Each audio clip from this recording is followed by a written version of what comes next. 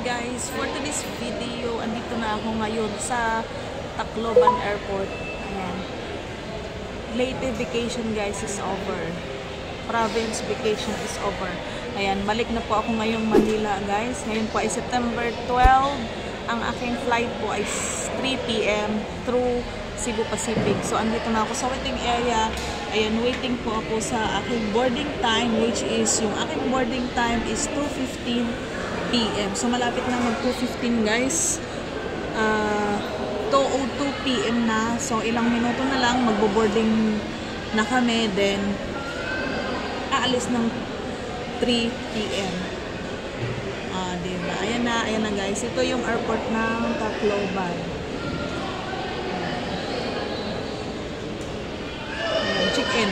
Check-in area ng Tacloban. Maliit lang ang airport dito sa Tacloban guys. Ito pa, masasabing kong mahigpit ang Pilipinas kasi dito pa lang probinsya pa lang ito. Sobrang higpit nila. Yung personal bag, kasi hand carry lang ako, hindi ako nag-check-in ng baggage. Yung personal bag guys is sinasama nila sa pagtimbang. Diba? Ang kasi akala ko talaga hindi tinitimbang ang personal bag. So talagang pinapawisan ako kanina guys kasi nga pababayarin ako kasi lampas na ako sa aking hand carry, which is 7 kilos lang per passenger. So yung aking maleta guys, ayan, yung aking maleta is maliit lang siya, pero nung tinimbang namin is nasa na 9 kilos something. So lampas ako ng 2 kilos. So ngayon, ang akala ko mabilis lang yun kasi kukunin ko lang yung iba, itatransfer ko dito sa aking backpack. Kasi yung aking backpack guys is hindi pa naman puno. Marami pang paglalagyan. Pero tinimbang din nila guys yung aking backpack. Dalawa lang yung aking backpack and itong aking luggage na maliit. Tinimbang din nila guys. So yung aking backpack guys is umabot din siya ng 5 kilos something. So ilang kilos na yun? 14. So lampas na daw ako. Sabi ko naman sa kanila, akala ko is akala ko is yung personal bag, which is yung backpack nga, is hindi na tinitimbang. So kinakabahan ako guys kasi wala akong, although may ATM ako, pero wala akong cash na dala na pangbayad doon sa counter, sa check-in counter, na lampas nga ako sa kilo. Kasi nga wala, akala ko talaga is ito lang yung luggage ko lang ang itinitimbang. Kasi nga from Taiwan to Philippines is hindi na tinitimbang ang personal bag. So akala ko ganon din dito sa Pilipinas. So sobrang higpit guys.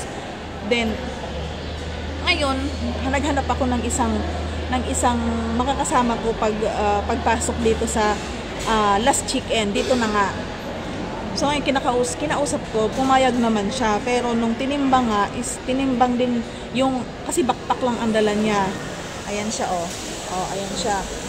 Backpack lang yung dala niya. So akala namin is hindi na nga tinitimbang yung backpack. So makisuyo sana ako sa kanya na dalhin niya yung ibang gamit ko, na para nga mabawasan yung aking dala, ang aking kilo sa aking bagahe, para makapasok ako ng free, walang bayad yung lampas na kilos.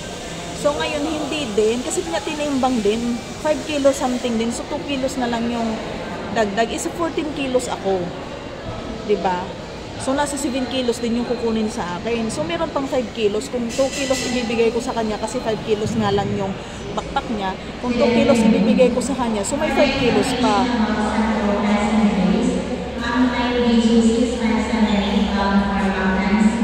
So nahirapan ako guys.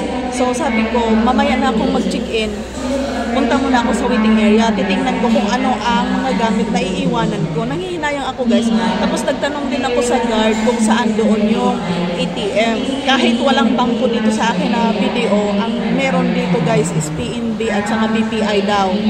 So kukuha na sana ako doon sa labas. Lalabas ako kasi nga magkukuha ako ng amount na 780 ang babayaran ko. Tapos ang sabi ng check-in staff, ang sabi niya, ma'am, pag alas 2 na na hindi ka pa nakapag-check-in, tapos mag-check-in ka uli, ang babayaran mo sa baggage mo na exist is 1,600 na daw.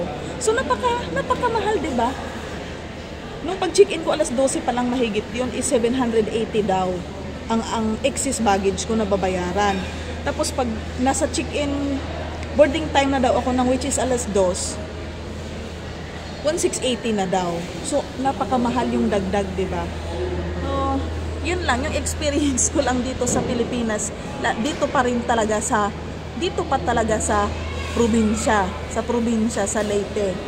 Ayan, yung pag-uwi ko naman from Manila to Tacloban is wala namang problema. Kasi nga hindi nga tinimbang yung personal na bag. So napakahigpit, guys, sobrang higpit. Ewan ko ba dito sa Pilipinas, dito lang sa Pilipinas ang sobrang higpit. Alam nyo yun, yung medyo pahirapan pa yung mga kapwa Pinoy, 'di ba? So hindi ko lang alam kung naawa sila sa akin or kasi ang binigay kong ID, guys, is yung OFWE card. Yun ang binigay ko sa kanila. So ngayon nakaupo ako doon sa waiting area nga kasi iniisip ko kung anong mga gamit ang tatanggalin ko. So siguro na hindi ko alam nga kung naawa sila sa akin. Siguro naawa, dala ng awa siguro, hindi ko alam. Maya-maya may guard na lumapit sa akin at sabi niya, "Ma'am, okay na daw po yan." Binigyan nga ako ng ticket. Ayan, ito na yung ticket ko, guys. Ayan. Ito yung ticket ko, guys. So binigyan na ako. So guys, no, napakalungkot lang kasi nga kapwa mo Pinoy papahirapan pa hindi naman gaano karami yung bagahe ko. Akala ko naman kasi talaga is yung personal bag is hindi natitimbangin kasi nga personal, 'di ba? Ikasama din pala yun sa hand carry. So no to bash naman, guys. Ito ay sinasabi ko lang sa aking experience dito sa Pilipinas, dito sa airport. Ayan. So 4 o'clock, guys, is nasa Manila na ako. Ayan, then September 16 is balik ko na naman sa Taiwan. So back to reality na tayo, guys. Sobrang hirap. Alam nyo yun, yung nagbabakasyon kayo tapos babalik na naman, sobrang hirap, mabigat sa dibdib, di ba? Ayan, sa lahat po ng mga OFW, ayan, ingat-ingat tayo, guys, kaway-kaway. Ayan, share ko lang yung aking experience. Ayan, sa mga hindi pa po nakapag-subscribe sa aking YouTube channel, Vista Plan LV OFW Adventures, ayan, guys, please subscribe. Huwag niyo pong kalimutan, guys, nang mag-iwan ng comment, like and share, guys. At huwag niyo pong kalimutan na i-tap ang notification bell para po updated po kayo tuwing may bago po akong upload videos. Ayan, see you Manila in a bit.